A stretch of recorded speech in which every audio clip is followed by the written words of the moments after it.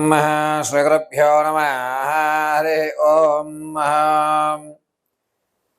అఘోరేభ్యో తఘోరేభ్యో ఘోరఘోరతరేభ్యః సర్వేభ్యో సర్వేభ్యో నమస్తే అస్తూర్ధ్రరూపేభ్యః సర్వం పరమేశ్వరార్పణమస్తు.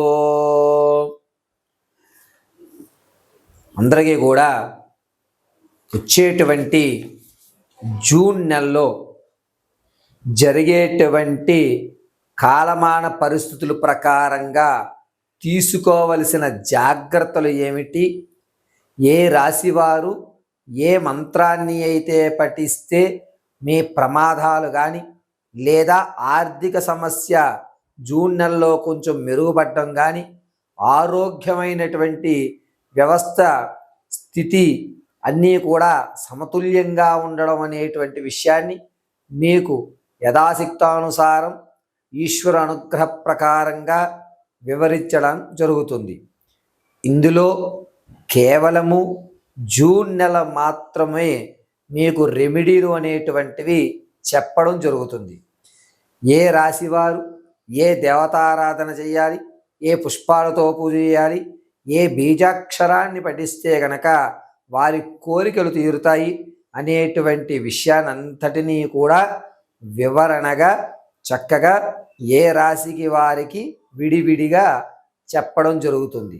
ఈ ఫలితాలు మీరు మీ యొక్క స్థితి అనుసారం ఆచరించి ఆ యొక్క పార్వతీ పరమేశ్వరుల కటాక్షానికి అందరూ కూడా లోబడి జగజ్జనని అంబగడాక్షంతో ఉన్నతమైనటువంటి మనోవాంఛలు పొందుతూ ఉండాలని మనస్ఫూర్తిగా కోరుకుంటూ, ఇప్పుడు ఈ యొక్క రాశి ఫలితంలో జూన్లో చేయవలసినటువంటి పూజ, అదేవిధంగా మంత్రోచ్చారణ జపార్థం ఏ విధమైనటువంటి దానయుక్తాలు చేయాలి అనేటువంటి విషయాన్ని క్షుప్తంగా మీకు వివరించేటువంటి ప్రయత్నాన్ని చేస్తాను.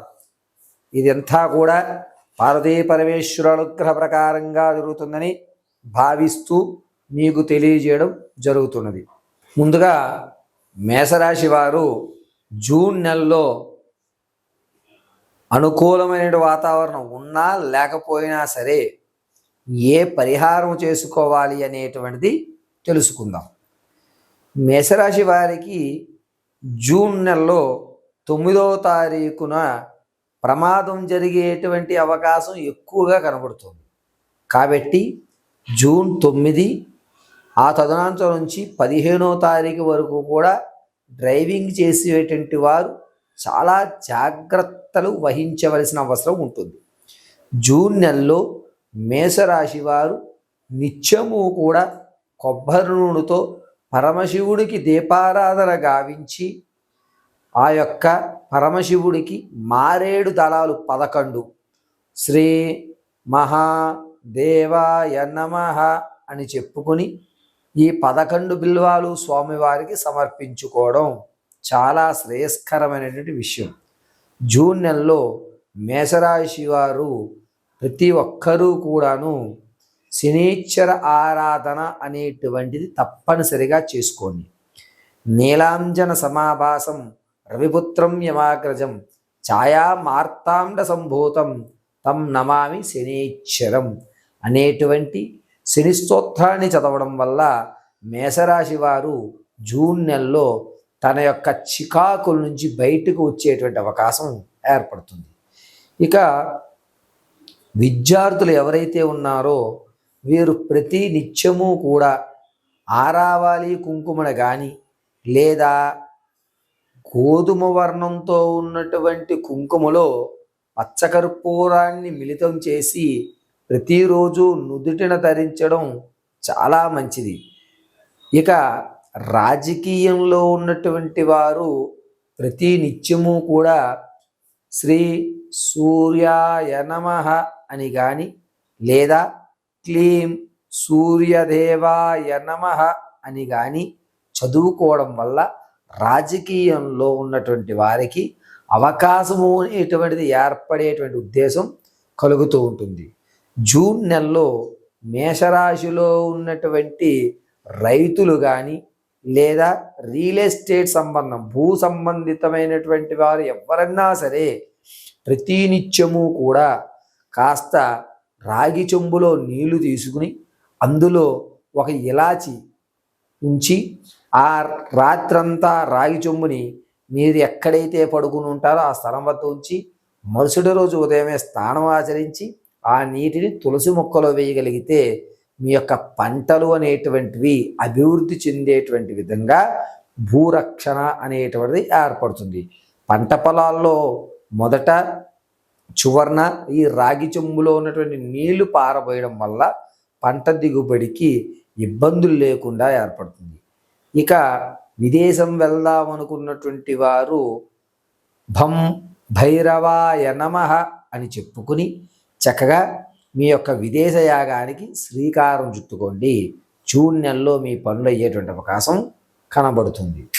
ఇక సినీ రంగ సంగీతంలో ఉన్నటువంటి వారు ఎవరన్నా సరే శ్రీమన్నారాయణాయ నమః అనేటువంటి ఇప్పుడు మీకు వివరించినవన్నీ కూడా ఆ రాశి వారికి ప్రమాదాలు కానీ లేదా అనుకున్నటువంటి వాతావరణం ఏర్పడము, ధనం రావడము, వచ్చిన ధనాన్ని నిలకడగా ఉపయోగించుకోవడానికి ఉపయోగించేటువంటి మంత్రం వరకే. ఇది కేవలము అమ్మవారి అనుగ్రహంతో పంచాంగకర్తల యొక్క నిర్ణయంతో నా మేధా సంపత్తును ఉపయోగించి మీకు తెలియజేయడం జరిగింది. కావున వీటిని పాటిస్తూ మీ జాతకంలో ఉన్నటువంటి దోషాలని దూరంగా పెట్టుకుంటూ అవకాశాలని అందిపుచ్చుకుని ధర్మమైన కార్యక్రమాన్ని చేసుకోవడానికి ఏర్పడుతున్నటువంటి మహత్తవకాశంగా దీన్ని భావించండి. ప్రతి నెలా కూడా స్థితి గతి రెండూ మారుతూ ఉండడం వల్ల ప్రతి నెల కూడా మీకు ఏ రెమెడీ అంటే ఏ మంత్రం చదివితే ఏ ఫలితం వస్తుంది, ఎందుకని ఈ మంత్రాన్ని మనం ఇప్పుడు ఎందుకు చదువుకోవాలి, ఎక్కడ మనం తక్కువ ఖర్చుతో అయ్యేటువంటి రెమెడీలు అంటే యజ్ఞ యాగాది వ్రతాలు హోమాలు కాకుండా తక్కువగా అంటే గ్రాసం ఎవరికి ఆవుకు కానీ లేదా మేకలకు కానీ చీమలకు కానీ చేపలకు కానీ మొక్కలకు కానీ ఏ విధమైనటువంటి దానం చేయడం వల్ల ఏ ఫలితాలు మనం అంతుపుచ్చుకుంటాము అనేటువంటి విషయాన్ని ఇదే విధంగా చక్కగా క్షుణ్ణంగా మీ అందరికి కూడా వివరించిస్తాను.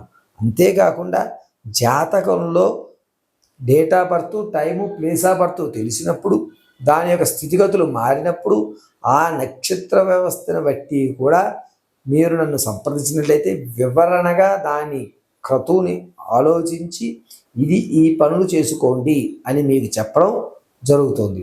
అది పరిపూర్ణమైనటువంటి జాతక పరిశీలన అంటారు. ఇది కేవలము నామాది స్థితి అనుసరించి చెప్పేటువంటి జాతకం మాత్రమే. దీన్ని ఎవరూ కూడా తప్పుపట్టుకోవద్దు. Date of birth, time, place of birth, నక్షత్రాలు అన్నీ తెలిసిన వారు ఖచ్చితంగా మీ స్థితులన్నీ పరిపూర్తిగా తెలుసుకుని మీ జాతక నివృత్తులు చేసుకుని ఉన్నతమైన స్థితిగతులు పొందాలని మనస్ఫూర్తిగా కోరుకుంటూ నాకు తెలిసినటువంటి విద్యని మీ ముందు తెలియజేయడం జరిగింది. పరమేశ్వరార్పణమస్తు.